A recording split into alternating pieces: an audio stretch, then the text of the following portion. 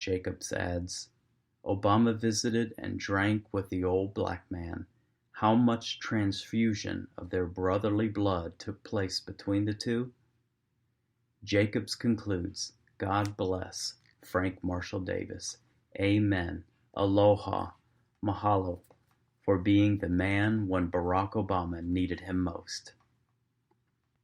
Richard Wolff, a man of impeccable liberal credentials, who covered Obama's 2008 campaign for Newsweek and as an MSNBC analyst wrote the best-selling, highly acclaimed Renegade, The Making of a President. In it, he sets up an interview with Obama by noting how the young Obama had been distanced from far more positive influences from community and mentors. In the next paragraph, Wolff brought in Frank, whom he described as eccentric but engaging, and whom Obama sought out for advice. James Kloppenberg, Princeton University Press work, Reading Obama, Dreams, Hope, and an American Political Tradition, is flattering in its praise of Obama and was adoringly reviewed by a grateful New York Times. Dr. Kloppenberg makes multiple references to Frank, at times with soaring eloquence.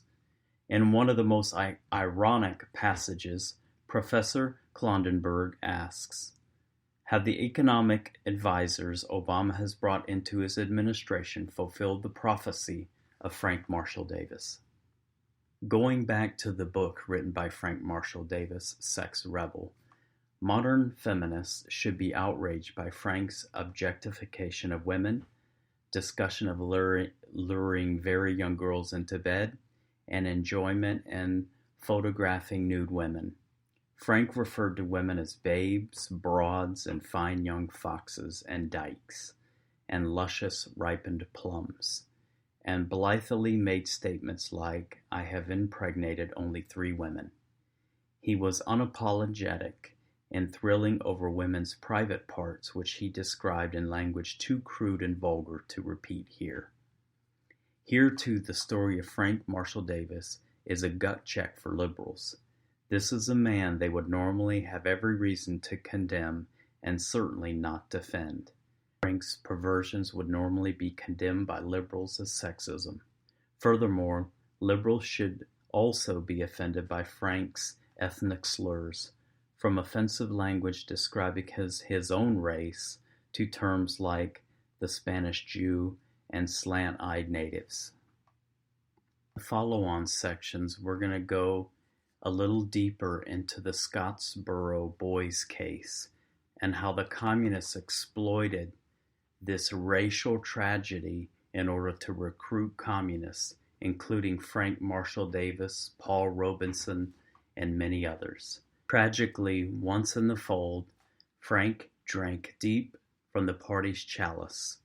As he did, his one-time good work to promote racial tolerance was thereafter corroded by the caustic element of communist dogma, which poisoned everything it touched.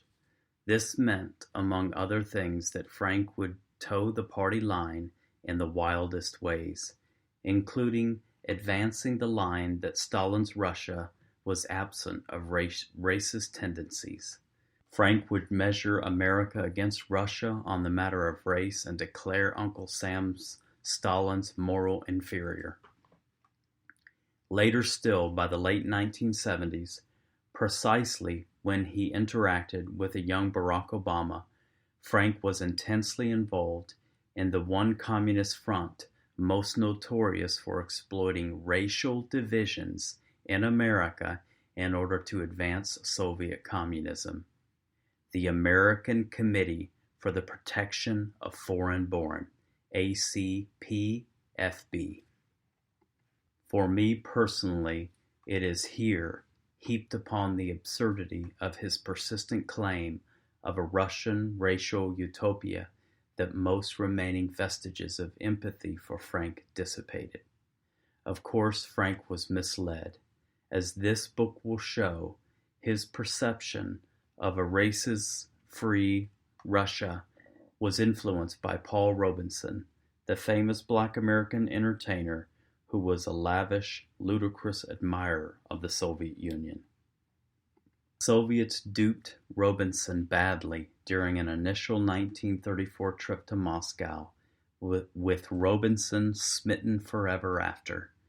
They eventually feted him with the Stalin Peace Prize. The Soviets were pathological liars and manipulators. While Frank portrayed Russia as absent of racism, he framed America, and especially Harry Truman and the Democrats, as dripping with racism and every imaginable political malady. In the 1940s and 1950s, Frank employed an early novel version of the race card, which he employed incessantly in order to advance international communism. While this was and remains deeply disturbing, I still have never been able to shake my sympathy for what Frank suffered under the Jim Crow era.